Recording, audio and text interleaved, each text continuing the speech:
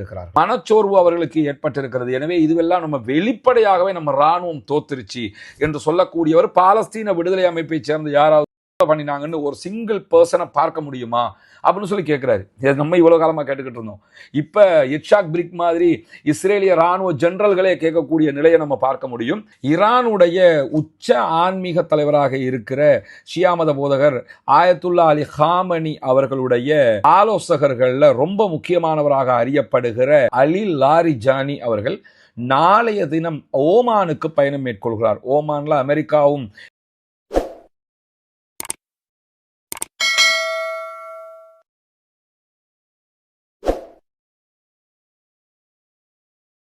அன்றுக்கினிய சகோதர சகோதரிகளை நம் அனைவர் மீதும் ஏக இறைவனுடைய அமைதியும் கருணையும் உண்டாகட்டுமாக என்கிற உயரிய பிரார்த்தனைகளோடு பாலஸ்தீனத்தினுடைய காசா பகுதிகளில் இஸ்ரேலிய ஆக்கிரமிப்பு இராணுவம் கடந்த 2 ஆண்டுகளுக்கு மேலாக நடத்தி வந்த ஒரு யுத்தம் தற்போது யுத்த நிறுத்தமாக மாற்றப்பட்டிருக்கக்கூடிய சூழல்ல யுத்த நிறுத்தம் ஏற்பட்டு 122வது நாளிலே நாம் அத்தனை பேரும் அமர்ந்து கொண்டிருக்கிறோம். இந்த சந்தர்ப்பத்திலே என்னவெல்லாம் நடக்கிறது, பாலஸ்தீனத்தை ஒட்டிய சர்வதேச நிலப்பரப்பில் என்னவெல்லாம் நடக்கிறது என்கிற செய்திகளைத்தான் நம்ம பார்க்க இருக்கிறோம். நமக்கெல்லாம் தெரியும், பாலஸ்தீனத்துல கடுமையான ஒரு யுத்தம் உச்சத்தில் இருந்த நேரத்தில் ஃப்ரீடம் ஃப்ளோட்டிலா என்கிற ஒரு கூட்டணி சார்பாக பல நாடுகளைச் சேர்ந்த ஆயிரக்கணக்கான சகோதரர்கள் காசா மக்களுக்கு உணவு, தண்ணீர், மருந்துகளை கொடுக்க வேண்டும் என்கிற கோரிக்கையை முன்வைத்து சர்வதேச நாடுகளிலிருந்து கப்பல் வழியாக காசாவுக்குள் சென்றார்கள்.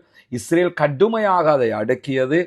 அதிலே கிரேட்டா தன்பர்க் போன்ற காசா மக்களுக்காக குரல் கொடுத்த சகோதரிகள் ஒட்டுமொத்தமாக கைது செய்யப்பட்டார்கள். கிரேட்டா தன்பர்க் அவர்கள் உளவியல் ரீதியாகவும் உடலியல் ரீதியாகவும் பாலியல் ரீதியாகவும் இஸ்ரேலில் வைத்து துன்புறுத்தப்பட்டார்கள் என்கிற செய்திகளை எல்லாம் ஏற்கனவே நம்ம பார்த்திருக்கிறோம். அதனுடைய தொடராக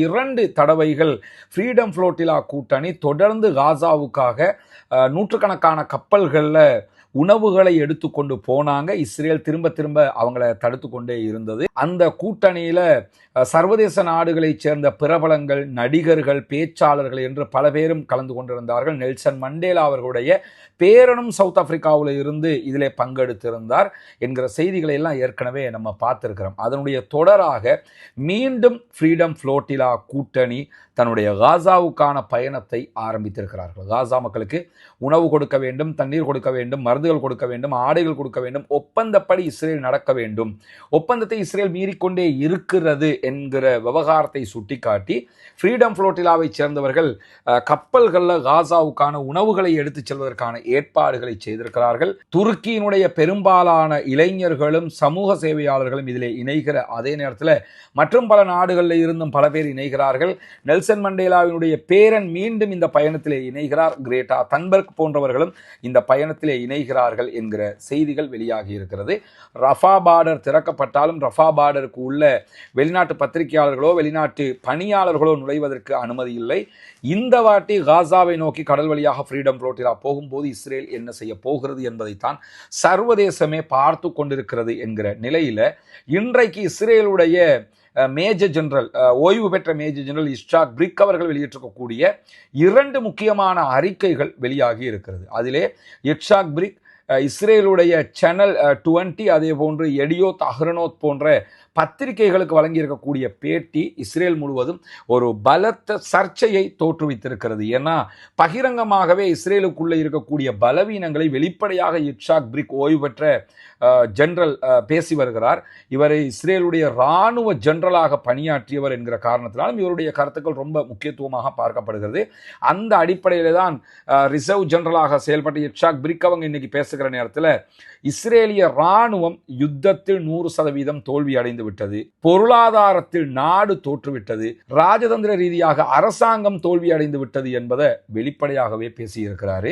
இஸ்ரேலுக்குள்ள இருக்கக்கூடிய பல அரசியல் ஆய்வாளர்களும் மீண்டும் மீண்டும் சொல்லக்கூடிய செய்திதான் நடந்து முடிந்த காசா வார்ல இஸ்ரேல் தோல்வி அடைந்திருக்கிறது என்பது.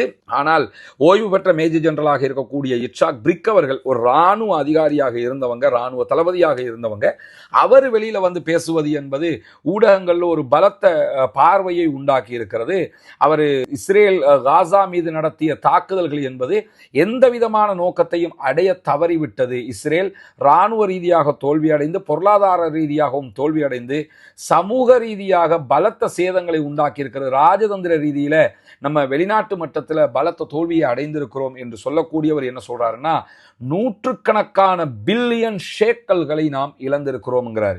இஸ்ரேல் பொருளாதாரத்தில் பலவீனப்படுகிற நேரத்தில் அமெரிக்காக்காரன் கொடுத்து உதவுவானுங்கிறது ரெண்டாவது. ஆனால் இந்த யுத்தத்தின் தோல்வியால் பில்லியன் கணக்கான ஷேக்கல்களை இழந்திருப்பதை தாண்டி இஸ்ரேலிய இராணுவ சோல்ஜர்களுக்கு மத்தியில் PTSD என்று சொல்லக்கூடிய ஒரு வகையான மனநோய் ஆழமாக பரவி இருக்கிறது என்கிற செய்திகள் வெளியாகி இருக்கிறது. போர்ல ஈடுபட்டிருந்த இராணுவத்தை சேர்ந்தவர்கள் பலத்த கண்காணிப்பிலே வைக்கப்பட்டிருக்கிறார்கள். ஏன்னா அவங்க பல பேரும் தற்கொலை முயற்சிகளில் ஈடுபடுகிறார்கள். மனச்சோர்வு அவர்களுக்கு ஏற்பட்டிருக்கிறது. எனவே இதுவெல்லாம் நம்ம வெளிப்படையாகவே நம்ம இராணுவம் தோத்துருச்சு என்று சொல்லக்கூடியவர் பாலஸ்தீன விடுதலை அமைப்பை சேர்ந்த யாராவது பண்ணினாங்கன்னு ஒரு சிங்கிள் பர்சனை பார்க்க முடியுமா அப்படின்னு சொல்லி கேட்கிறாரு. நம்ம இவ்வளவு காலமா கேட்டுக்கிட்டு இருந்தோம். இப்ப இட்சாக் பிரிக் மாதிரி இஸ்ரேலிய ராணுவ ஜெனரல்களே கேட்கக்கூடிய நிலையை நம்ம பார்க்க முடியும்.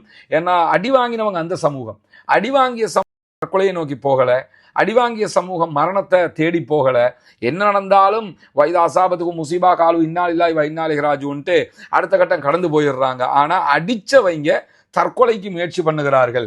எனவே இஸ்ரேலிய இராணுவத்தை சேர்ந்த பல பேரும் தற்போது கண்காணிப்பிலே வைக்கப்பட்டிருக்கிறார்கள் என்பதை தாண்டி இப்பொழுதும் பல முனைகளில் நிறுத்தப்பட்டிருக்கக்கூடிய இராணுவ சோல்ஜர்கள் எந்த நேரமும் தற்கொலைக்கு தூண்டப்படலாம் என்கிற பெரும் கவலை இஸ்ரேலுக்கு இருப்பதாக சொல்லப்படுகிறது. குறிப்பாக பல இராணுவ சோல்ஜர்கள் லெபனான் எல்லையில் நிற்கிறாங்க, காசாவுக்குள்ள இருக்கிறாங்க இஸ்ரேலுடைய.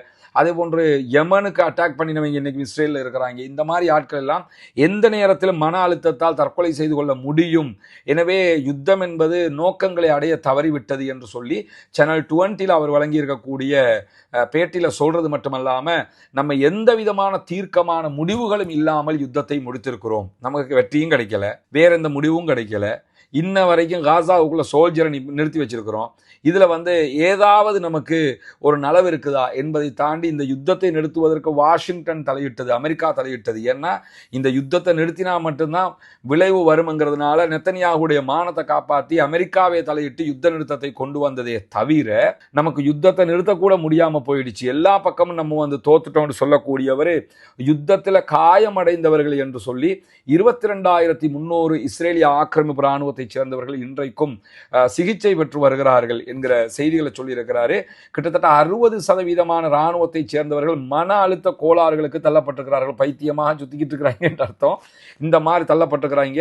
அதுலயும் 22,300 இஸ்ரேலிய ஆக்கிரமிப்பு இராணுவத்தை சேர்ந்தவர்கள் படுகாயம் அடைந்திருக்கிறார்கள் என்கிறார்கள். ஆனால் இந்த தரவுகள் எல்லாம் பொய்யான தரவு. அதை நம்ம புரிஞ்சுக்கணும். காரணம் என்னன்னு கேட்டா, இஸ்ரேலே யுத்தம் நடக்கும் போதே 80,000க்கும் மேற்பட்டவர்கள் படுகாயம் அடைந்திருக்கிறார்கள் அறிவிச்சாங்க. திடீர்னு 13,000 பாய்ங்க, திடீர்னு 22,000 பாய்ங்க. அந்த அடிப்படையில் இப்போ 22,300ங்கிறாங்க.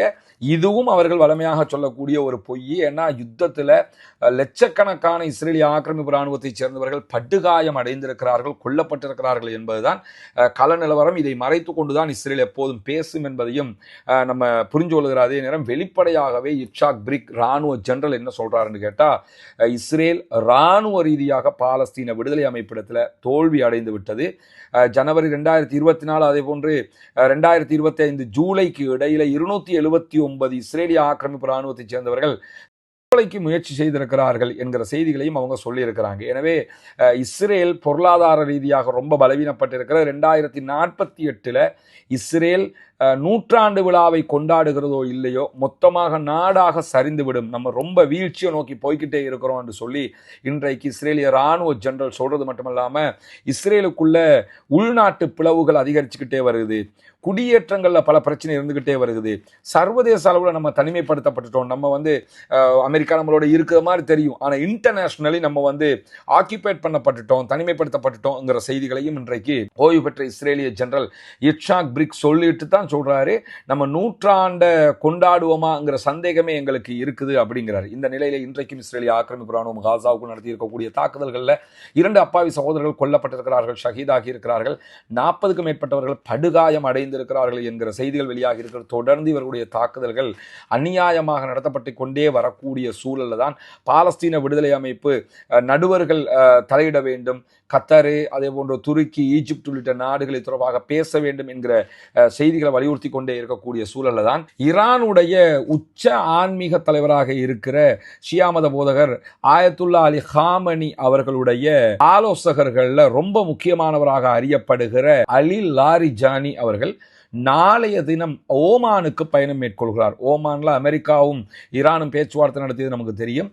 அதை ஒட்டித்தான் நாளைய தினம் செவ்வாய்க்கிழமை ஈரானுடைய ஆன்மீக தலைவருடைய உச்சகட்ட ஆலோசகராக செயல்படுகிறார் அலி லாரிஜானி அவர்கள் நேரடியாக ஓமானுக்கு போறாரு.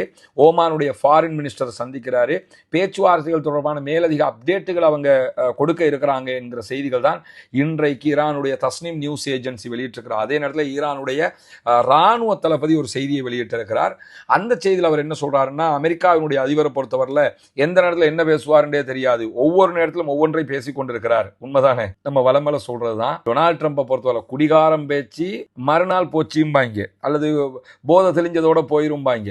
இந்த டொனால்ட் ட்ரம்ப்புடைய பேச்சு அப்பவே போச்சு. இப்போ ஒன்று சொல்லுவாப்புல, அடுத்த நிமிஷம் இன்னொன்று சொல்லுவாப்புல, சொல்லிவிட்டு அந்தாலே கேட்பாப்புல, நான் சொன்னேன் கேட்குற அளவுக்கு தான் நிலைமை இருக்கும்.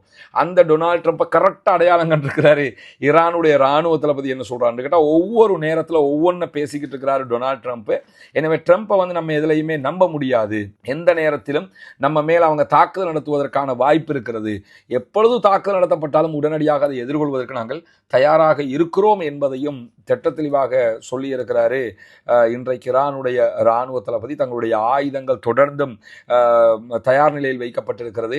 புதிய புதிய ஆயுதங்களை நாங்கள் ரிலீஸ் பண்ணிக்கிட்டே இருக்கிறோம் என்கிற செய்திகளை சொல்றதோட, மேலதிகமாக இன்னைக்கு நம்ம பார்த்தோம்னு சொன்னால், ஆஸ்திரேலியாவுக்கு விஜயம் செய்திருக்கக்கூடிய இஸ்ரேலுடைய ஜனாதிபதி ஹெர்சாக்கு எதிராக பாரிய ஆர்ப்பாட்டங்கள் சிட்னி நகரில் உள்ளிட்ட ஆஸ்திரேலியாவினுடைய பல நகரங்கள்லையும் நடைபெற்றிருக்கிறது. குறிப்பாக சிட்னி சிட்டி ஹாலில் இருந்து நியூ சவுத் வேல்ஸ் நாடாளுமன்றம் வரைக்கும் பாலஸ்தீன ஆதரவு பேரணியில ஆர்ப்பாட்டக்காரர்கள் கலந்து கொண்டால் கைது செய்யப்படுவார்கள் என்கிற செய்திகளை எல்லாம் இன்றைக்கு சிட்னியினுடைய நகர காவல்துறை அறிவித்து இருந்தாலும், ஏற்கனவே இப்படியான அறிவிப்புகள் விடுக்கப்பட்டும் அதற்கு எதிராக சிட்னியில பாலஸ்தீனத்திற்கு ஆதரவாக பாரிய ஆர்ப்பாட்டங்கள் நடைபெற்ற செய்திகள் எல்லாம் நமக்கு தெரியும். அந்த அடிப்படையில் தான் ஒரு பாரிய ஆர்ப்பாட்டத்திற்கான முஸ்தீபுகளும் அங்கங்கே ஆர்ப்பாட்டங்களும் நடைபெற்று வரக்கூடிய செய்திகள் வெளியாகி கொண்டிருக்கிறது. எனவே பாலஸ்தீனத்திற்கு ஆதரவான சர்வதேசத்தினுடைய ஆதரவு தளம் பலமாகவே இருக்கிறதுங்கிறத நம்ம புரிந்து கொள்ள முடிகிறது. தொடர்ந்து இணைந்திருங்கள். நம்ம வெளியூரில் இருக்கிற காரணத்தினால தான் வீடியோ கொஞ்சம் தாமதமாகிறது. ஓரிரு நாட்கள் அது சரி செய்யப்பட்டுவிடும். அதே நேரத்தில் இந்த செட்டப்லையும் அதனால தான் நம்ம வீடியோ தந்துக்கிட்டு இருக்கிறோம், அதை மிஸ் பண்ணிடக்கூடாதுங்கிறதுக்காக.